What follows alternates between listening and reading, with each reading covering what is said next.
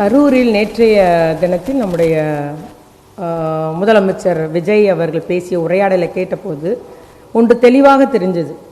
அவருக்கு எந்த கொள்கை எந்த கோட்பாடு என்பது இன்ன வரைக்கும் அவங்க கட்சிக்குன்னு எதுவும் வரையறுக்கப்படவில்லை. எதையும் அவங்க பின்பற்றவும் இல்லை. அவர் என்ன தத்துவம்னா கோயபிள்ஸ் தத்துவம். ஒரு பொய்யான செய்தியை அழுத்தமாக திருப்பி அனைத்து இடங்களிலும் சொல்லி அது உண்மை என்று நிரூபிக்கிறதுக்கு மிகவும் முயற்சி எடுத்து வருகிறார் என்பது மிகவும் கண்கூடாக நம்ம தெரிஞ்சுது. நம்முடைய திராவிட முன்னேற்ற கழகத்தை பற்றியும் நம்முடைய கழக தலைவரை பற்றியும் அவருடைய பேச்சுகள் நான் வன்மையாக கண்டிக்கிறேன். கோயபிள்ஸ் தத்துவத்தில் நீங்கள் எங்கள் தலைவர் என்னமோ ஒரு மக்கள் நலன் கருதாது அவர் ஒரு ஆட்சி நடத்தினார்ன்ற மாதிரிலாம் ஒரு பொய்யான ஒரு செய்தியை அவர் நம்முடைய தலைவருக்கு எடுத்து சொல்கிறார். அதுபோல் பார்த்தீங்கன்னா ஓடுன்னு ஓடினாருன்ற மாதிரி ஒரு கேலி செய்கிறாரு. யாரை கேலி செய்கிறீங்க? ஓடுன்னு ஓடினது நீங்கள் மறந்துட்டார். 200 நாட்களுக்கு அப்புறம் அந்த கரூர் மண்ணில் இன்னைக்கு கால் வைக்கார். அன்னைக்கு தலையை குனிஞ்சிக்கிட்டு பத்திரிகையாளர் கூப்பிட்டது கூட எட்டி பார்க்காம அன்னைக்கு திருச்சி விமானத்தில் ஓடினவர் நைட்டாக ஓடினவர் யாருன்றது மறந்துட்டீங்களா? மக்கள் ஆனால் மறக்கலை.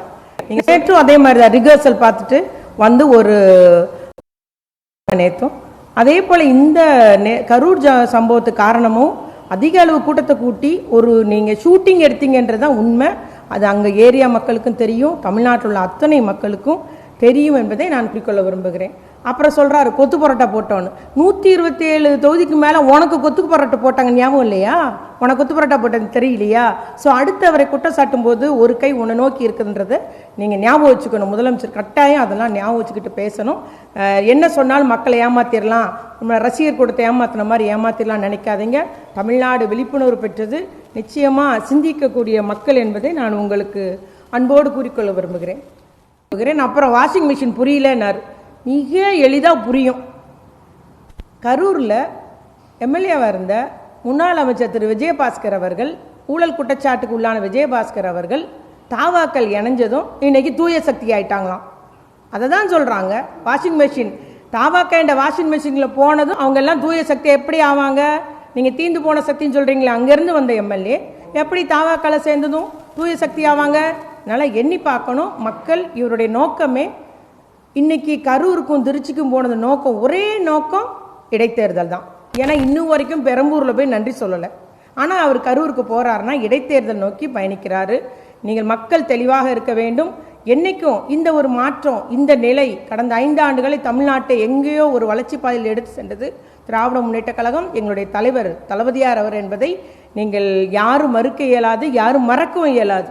ஆகவே தமிழ்நாடு இன்னும் முன்னோக்கி தான் செல்ல வேண்டும் என்று திராவிட முன்னேற்ற கழகம் விரும்புகிறது.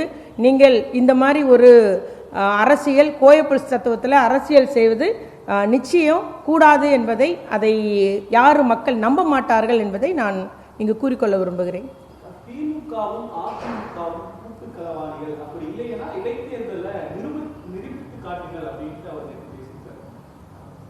அவங்க என்ன நினைக்கிறாங்கன்னா, அந்த திமுகவும் அதிமுகவும் கூட்டு களவாணின்னு சொல்லிட்டு அப்படி ஒரு குற்றச்சாட்டை திமுக மேலே வைக்கிறாருங்க.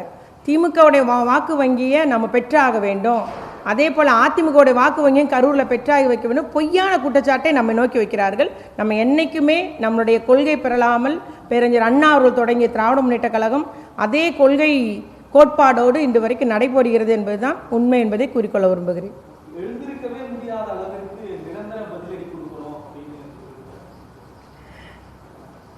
அவருடைய ஆசையில் சொல்கிறாருங்க, ஜனநாயக நாடு இது, வெற்றி தோல்வி என்பதுலாம் இயல்பு. ஒரு முறை அதிமுக ஆட்சியில் இருக்கோம். அதனால இவர் என்ன நினைக்கிறாருன்னா, அந்த இடத்துக்கு விபத்தினால வந்துட்டோம், இந்த இடத்த பிடிச்சிக்கணும், தொடர்ச்சியாக பிடிச்சிக்கணுன்ற மாதிரி மக்களை இன்னும் இவருடைய சினிமாத்தனத்தினால, அவர் சினிமா டயலாக்னால கட்டி விடலாம், ஏமாற்றி விடலாம்னு எண்ணுகிறார்கள். அவருடைய பாச்சா பழிக்காது. நிச்சயமாக இவர் யார் என்பதை மக்கள் புரிந்து வருகிறார்கள். கண்டிப்பாக இடைத்தேர்தலுக்கு மட்டும்தான் கரூர் போனார். அதுவும் கரெக்டாக விஜயபாஸ்கரை அந்த ராஜினாமா செய்ய சொல்லிட்டு அதுக்கு இடைத்தேர்தலுக்கு வரணும்னு சொல்லிட்டு இன்னைக்கு அவர் போனதுக்கு ஒரே நோக்கம் இடைத்தேர்தல் மட்டுமே. அதே போல் ஒரு கட்சி கூட்டத்தில் ஏற்படுத்த விபத்துக்கு இன்னைக்கு அரசு வேலை கொடுப்பது என்பது இன்னைக்கு எல்லா இடங்களிலும் மக்கள் தங்களுடைய வருத்தத்தை தெரிவித்து வருகிறாங்க. ஒரு நேற்று கூட மண் சரிஞ்சு ஒருத்தர் எழுந்தார் தொழிலாளி. இப்போ அவருக்கு வீட்டு குடும்பத்துக்கு அரசு வேலை கொடுக்கணும். தீப்பிடிச்சு எரிஞ்சிருக்காங்க, பட்டாசாலையில் எரிஞ்சிருக்காங்க, அவங்களுக்கு அரசு வேலை கொடுக்கணும். ஆகவே இவர் இன்னைக்கு எடுத்த முடிவு இந்த மாதிரி விபத்தினால் இறந்த அத்துணை பேருக்குமே அரசு வேலை தமிழ்நாட்டில் வழங்க வேண்டும், ஒரு நிலையை உருவாக்கிட வேண்டும் என்பது என்னுடைய வேண்டுகோள்.